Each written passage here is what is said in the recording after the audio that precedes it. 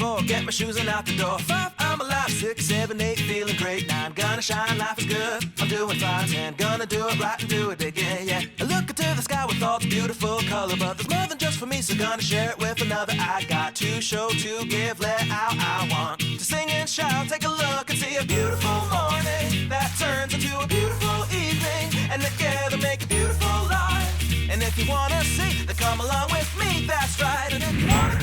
Welcome to Experience Michiana. Thank you so much for being with us as we get out and explore the Michiana area. On this week's show, we're going to find out about a couple of car shows happening over the next 2 weekends at the Studebaker National Museum.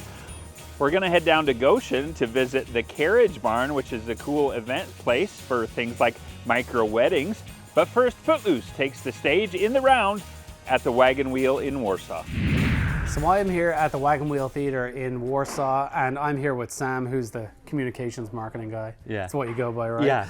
Okay, Sam, we're getting ready for Footloose. Tell me about what's happening. This is actually, at one stage I did actually do a radio show from here, but it was out in the parking lot, and for some reason I never came in here. Yeah. And as I walk in here, I'm like, this is really cool. It's magic. It's so unique. There's one word to describe Wagon Wheel, and that is truly magical, is how we like to describe it. This is a very rare thing we're seeing behind us that not a lot of people have access to, so I'm excited that you're here.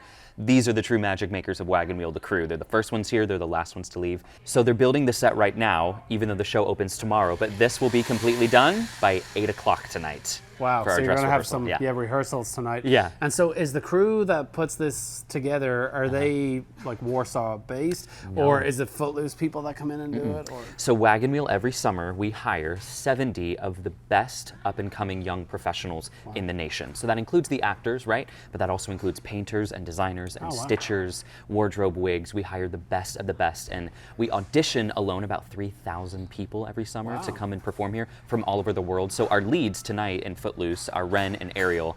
He is from Georgia and she's from Los Angeles, California. And so they stay then here, like how long is Footloose actually on? It's on the whole summer, right?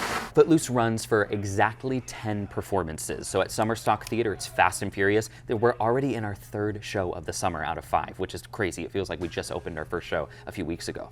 Okay, so again, getting all these people from all over the country. Yeah. Are there theaters that like actors know? Like, is there a website like where like I'm kind of curious about that, even though that's probably not what this segment is about. Yeah. But I'm curious about how do they find out that this even exists? That's a great question. One thing I wish people knew about the performing arts and Broadway in general, that community is very small. Yeah. It's a lot tighter than you might think.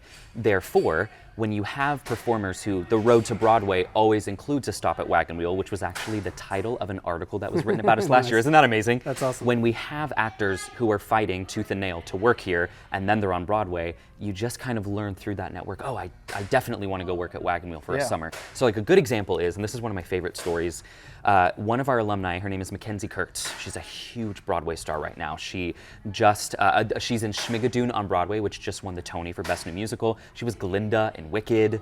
She was Heather Chandler in Heathers. Like, she is killing the game. She was Princess Anna in Frozen on Broadway, and her Kristoff was another Wagon Wheel alumni, but they never worked here together at the same time. They met in New York, but they immediately kind of had that really cool connection, right? Isn't that awesome? It is, and I'm sure most people don't realize that Wagon Wheel plays such a part in a lot of people's futures. Oh yeah, we just hope the message that we are sending to people is, first of all, we're a nonprofit, so we're here to serve the community, right? Yep. But we hope that people realize when you are seeing, let's say, Footloose at Wagon Wheel, you're not just seeing local actors or just some kids from all over the country. You're seeing the best of the best who will always, historically speaking, inevitably have an incredible career on Broadway stages. It's really cool. And so what about, tell me about this theater and the way it's set up, because it's obviously very unique too. Yeah. So if I'm going to throw it back all the way to in the early 50s, a man named Herb Petrie, who was a very powerful businessman and musician, he saw theater in the round in Washington State and thought, I've never seen anything like this. And funny enough, he said, you know what town could use this?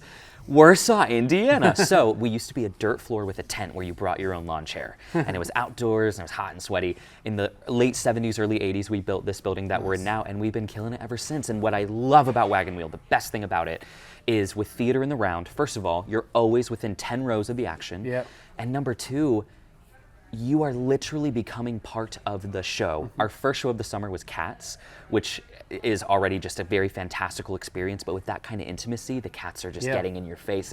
It's delicious, it's awesome. I think it's also really cool for the actors and the people involved that they also get a closeness to the audience that you can't ignore. Yes, and they have made comments about that this summer where for most of our actors, this is the first time they're working in the round. They're used to working in proscenium, and they've said, I'm recognizing patrons that are coming back to shows and meeting them after the show at the stage door. It's a really rewarding experience to build that relationship. And so also a lot of when you're looking up on stage, there's things swapping and, there's a lot of hidden elements. So many. You can't hide anything here, really. I mean, so also changing the set must be its own unique challenge. Which too. I want to give a big shout out to our artistic director. His name is Scott Michaels. He's been here for 31 years, and he's the reason why we have all these Broadway dreams coming to life.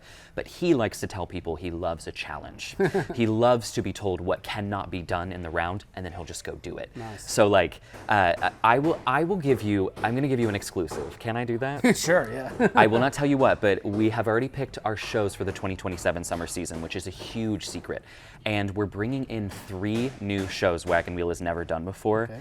And one of those shows technically feels very impossible, but we're ready for the challenge. And we're going to do it unlike anyone who could ever do it, right? Yeah, it's going to be awesome. So there's a lot going on. Yeah.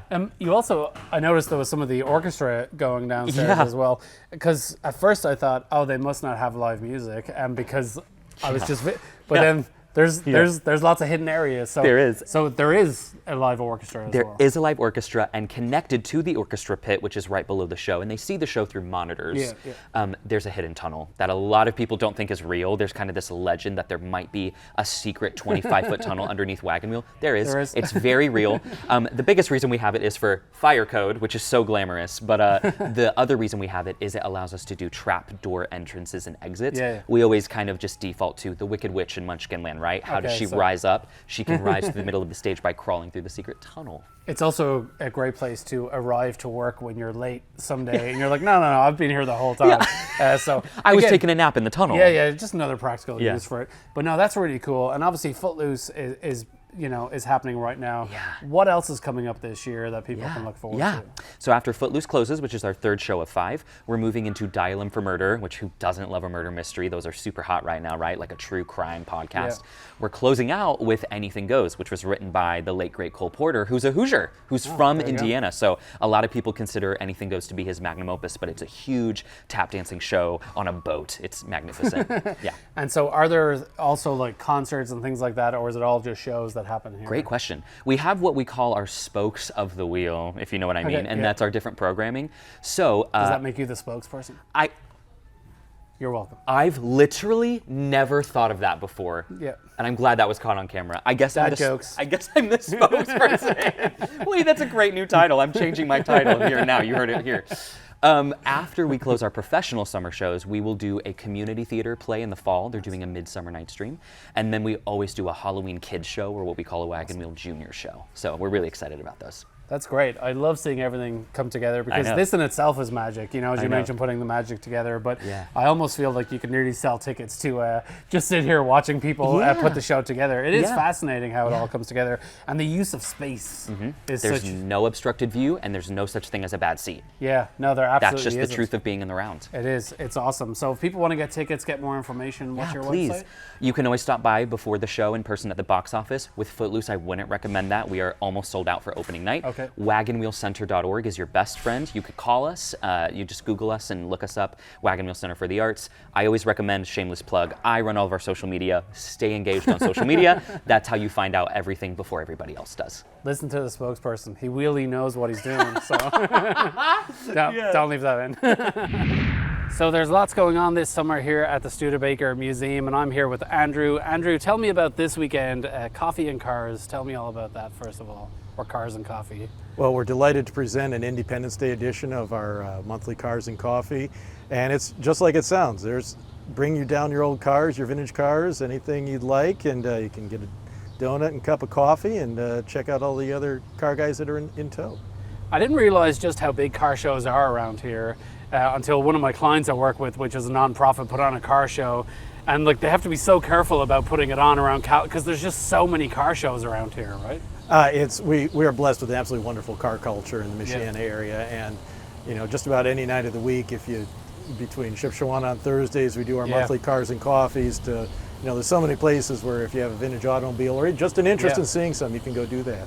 And the great thing about it is it's really just a nice way to go out and just get outside and just meet other people. And one of my friends has an old MG, like an old British car, and for him it's just an excuse just to go out with his kids and just sit outside and be outside, enjoy the fresh air, and just get to know people. It's not as much about the cars as it is about the people.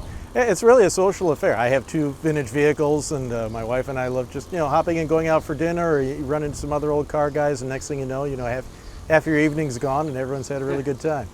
And so you mentioned you're having an Independence Day version. Is there something different to your normal monthly show, or it just happens to be falling on July 4th? It just happens to be falling on July 4th. I don't think we're planning any fireworks or anything like that, but certainly with a holiday weekend, we really hope people can come out and see that. And the museum is open that morning from 8 to 10 for the attendees of Cars and Coffee, so they can come out and see that for free and get a cup of joe in the process. And is there a charge to enter your car into the car show, or is it just Cars and Coffee is absolutely free. You just got to show up, and we'll take the rest of it from there. Now, I know that coming up after this weekend, you have some special events going on, and something around lemons or de lemons. My French isn't that great, but can you tell me about what's coming up in the future? Yeah, and Friday, July 10th, Saturday, July 11th, we have our Concours Elegance at Kopsche Home weekend down here at the Studebaker National Museum. We kick off Friday morning with Automotive History Live. It's a day-long automotive history forum. We have some of the leading automotive historians in the country coming in to talk about everything from the development of the GM's automatic transmission to a special panel discussion on Mother Roads, the Route 66, which is celebrating its 100th anniversary, the Lincoln Highway, which we can almost see here from the museum, and also the interstate highway system. Look at the development of American roadways. We're going to be graced once again by our special guest, Mr. Tom Cotter, the barn find hunter. He's actually going to do 2 presentations throughout the weekend.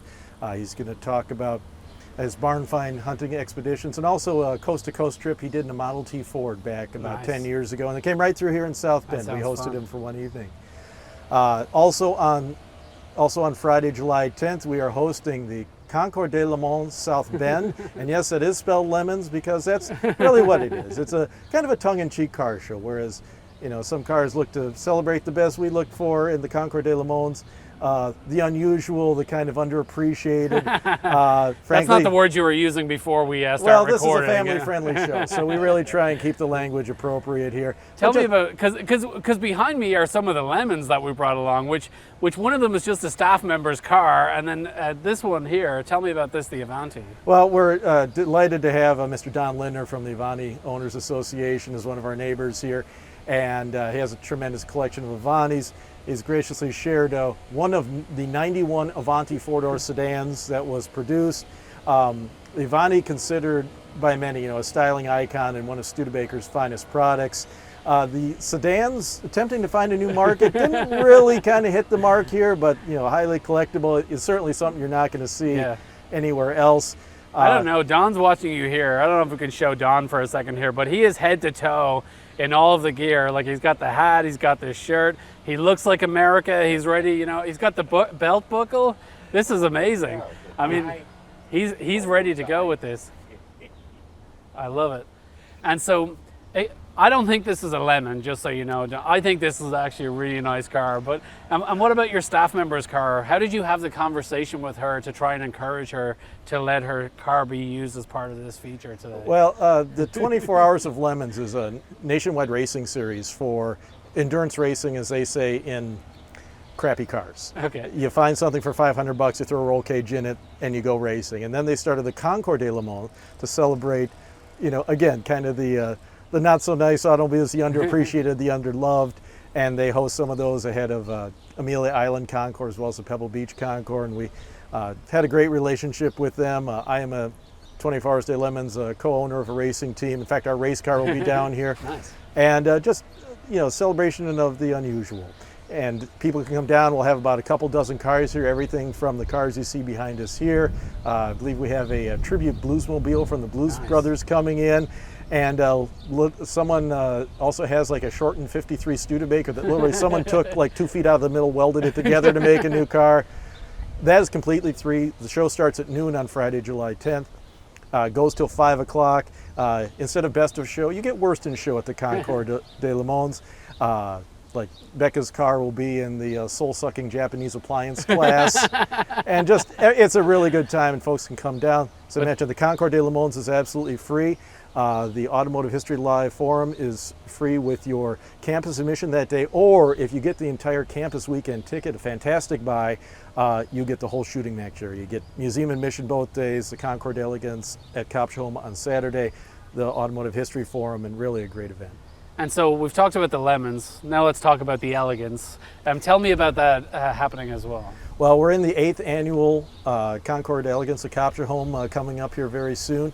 That kicks off Saturday, July 11th at 10 a.m. right down here on the grounds and gardens around the opulent Kopsholm mansion. We will have over 90 vehicles on display. Everything from a class of Duesenbergs, really the finest luxury car ever made, to a class of vintage motorcycles. We're also celebrating the Pontiac Centennial that day. It would be Pontiac's 100th birthday in 2026. We also have a class full of Finn automobiles, some early cars going back to the early teens. Some fun cars, we call it our European economy class, and of course a class of Studebakers and Auburns and Concours. We're also celebrating that brand as well. I like it. And look, I'm an aviation nut, so the way you talk about cars, that's the way I love aviation. And I know Amelia Earhart, her actual car is here as well, right? And I believe it's a Cord, which was made here in this state. Indeed, yeah. We are also hosting people, again, if they come down for the Concours, they can check out all the museum galleries are open. We have an exhibit called 5 Driven Women that focus on 5 female-owned automobiles from the earlier part of the 20th century. That is one of the centerpieces is Amelia Earhart's Cord, again built right here in the state of Indiana, owned by one of our Concours sponsors, Mr. Jack Boyd Smith, part of the JBS collection. But so happy he was able to share that vehicle with us, and some other unique automobiles with some fantastic stories behind them. Awesome. All right, so it's all happening, as we mentioned, this weekend, but that's a monthly event, your cars and coffee, but then also July 10th and 11th, and you've got that big weekend coming up. And can people find more information about all this online? Because we did talk about a lot. So. Absolutely. Folks can check us out at studebakermuseum.org and also follow us on Facebook, Instagram, Twitter, and I think I'm forgetting one social media platform, but are you on TikTok yet? I'm just wondering if Don's Avanti has any air conditioning, because I'm melting out here right now. It's so hot. Is there any AC in this thing? No? Sorry, it's not working. No? Oh, it's not working. Okay, all right. There's AC in this one though, right? So yeah. So. Find us on there, or you can go to the Concours website at concours.kopsholm.org. And there's links to either place through the website or just do a simple Google search. You can buy advanced tickets through the Concours website. And should be a great time for everyone. Bring the kids down. There's family-friendly stuff. We'll have a Lego racetrack during the day. Our Super Service Center in the museum will be open as well for the children. And we have a beer garden courtesy of Studebaker Brewing Company being set up that day. So should be a wonderful event. Sounds good. Hopefully the weather's nice and not as humid as it is today. As long as it's not raining, we'll take it. All right, thank you. I'm here in Goshen at the Old Bag Factory, and I'm here with Laurie and Michael, who are the co-owners of the Carriage Barn. Laurie, tell me a little bit about this space and what it is that you're trying to achieve here or offering here. Yeah, the space here is an event venue, so we do a lot of baby showers, graduation parties, and then we also specialize in micro weddings. Okay. So micro weddings up to 80 guests, that's our guest capacity, where you can have weekend weddings and stay in the on-site lodging next door as well. Yeah, and I know that we're going to have a look at the cabin next door as well in a few minutes, but about this space and this event space, Michael, was there a big gap in the market for this, or did you guys just love the space and kind of go for it, or hoping for the best here right now, or what? It just kind of, I don't know, we initially purchased this building.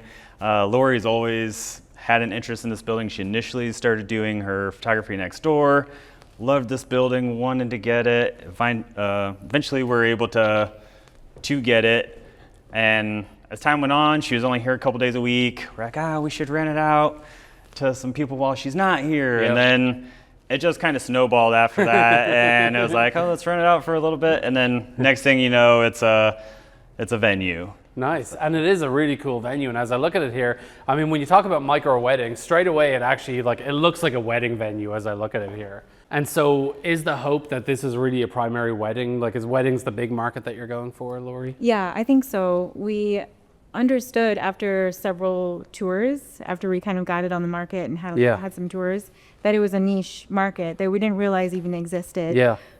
Where you can decorate and fill a smaller space when you're planning on just 80 or fewer guests instead of a larger area, which would be more expensive as well.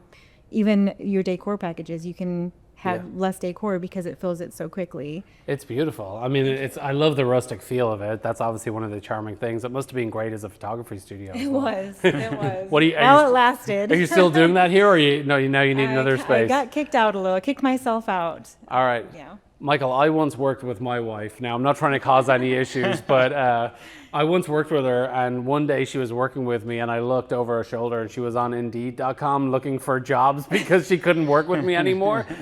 How is that going? I mean, you've got 4 kids. It's a lot to be working together, at home together. Like, it all gets blurry. So how do you keep that going, too? Blurry is a good way to describe it. I mean, I have a, 9-to-5 job as well. Okay, well, that's and then we have 3 businesses on top of that now that we're trying to keep going. Yeah. So yeah, there's just always something to do, and I don't know. We're a pretty good team. We get it done, and she has her strong suits, and I have mine, and I think ultimately we just come together and get the job done. I think you guys should do some kind of like a renewing your vows here as a publicity stunt, for your organization. We actually did our rehearsal dinner here for our wedding. Oh, you did? Okay. Instead of renting additional time at the venue or whatever, it's like, let's just do it here. And I don't know if that maybe even sparked some of the idea, hey. And tell me about the outside space, Lori, because I know that's important for this space too. Yeah, it's so we do ceremony to reception transitions, and so it's an additional space for people to kind of spread out while we're moving chairs and adding tables and moving decor and things like that. Especially if they didn't rent the cabin, then they can kind of spread out over there, shop at the old bag factory, so they can lounge out there, have a drink, and the reception can kind of be inside and outside if the weather's nice. And you mentioned about the cabin now a few times, so let's go over and see that, because that's a full other space of its own. So we're going to head over there next. All right. Oh my! Wow, this is spectacular. The first impressions of this are absolutely amazing. Was it like this when you got it, or how much did you have to do to make it like this?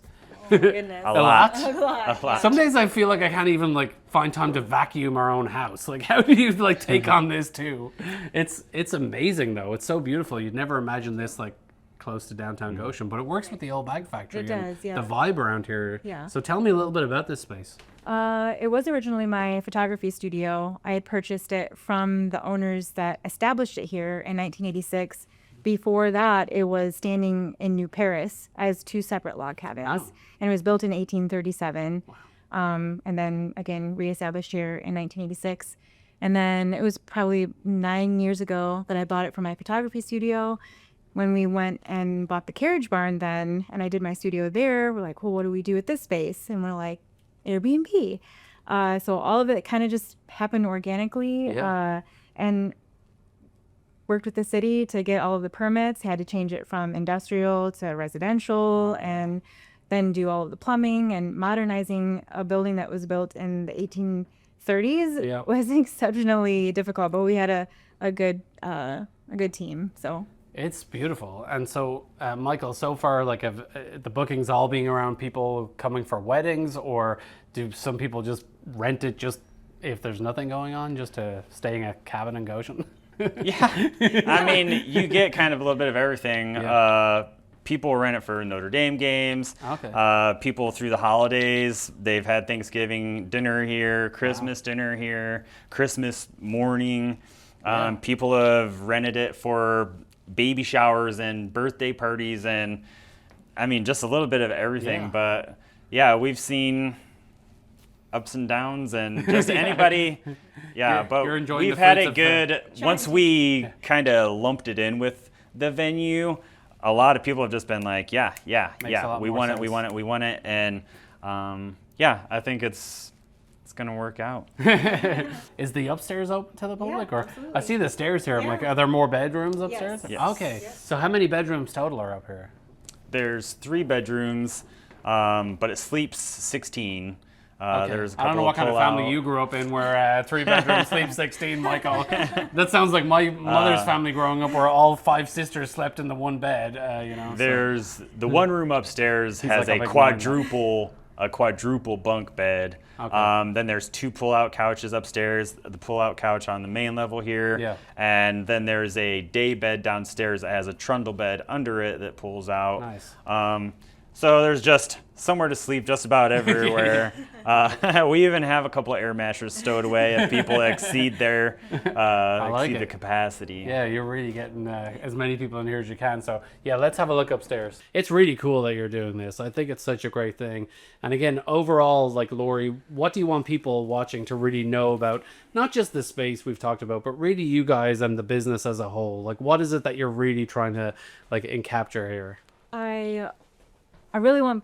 We just got married last year. Okay. And the venue shopping experience was a little stressful. Yeah. Everything was. You could get a room, and then you could add this room on for $1,500. You could add the bar on for $1,200. We really wanted to have a full concept space where it was affordable. And if you wanted that micro wedding feel, if you knew you weren't going to have 200, 250 guests, you had a place that was beautiful, manageable, and affordable. I love that. All right. Can people get more information online about the Carriage Yeah. Barn and Yeah. also here? Is it all in one place? Yeah, so we're on the Knot, the Wedding Wire. Oh, yeah. CarriageBarnEvents.com. You can email us at carriagebarnevents@gmail.com. Yeah. Lots of different ways to get a hold of us. The wedding crew is a tight knit. I remember it from 2019, like the knot and everything like that. Yes. So people know where to look if they're getting married. And then what about if you're just looking at staying here, you're thinking this would be nice. Is that also on the website too, or? Yeah, you can find it on Airbnb, VRBO, Booking.com. You can book direct. Yeah. There's a Same couple way. of QR codes out on the signs outside. But it's all over all those sites too. that Yep, you wanna yep, find. yep. Okay, well, thank you so much. Best luck with your marriage. I don't know why that sounded sarcastic. I didn't mean it that way. But you just got married last year. I didn't know that until you said it. And just best of luck with this, and good for you for going for it. You know. Yeah, thank you so We much. did it scared. Yes. We did it scared. Yeah, That's absolutely. what you have to do sometimes. Yeah, that's true. That's how I got married. But once you get so far, you don't have a choice. It's just you're so in now. yep. Yeah. At least you know you always have somewhere to sleep, right? Like if anything. So no, I'm just kidding. But thank you guys for showing me around. Yeah.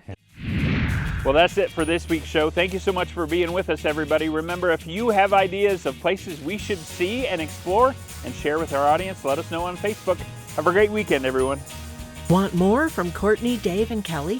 Follow us on social media and visit our website for exclusive behind-the-scenes content, extended interviews, and full-length features. Stay connected and experience it all today.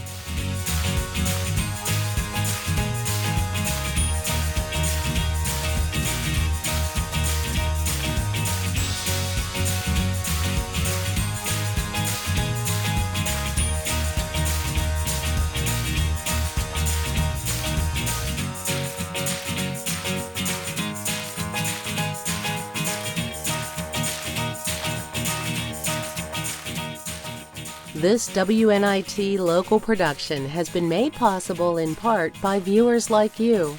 Thank you.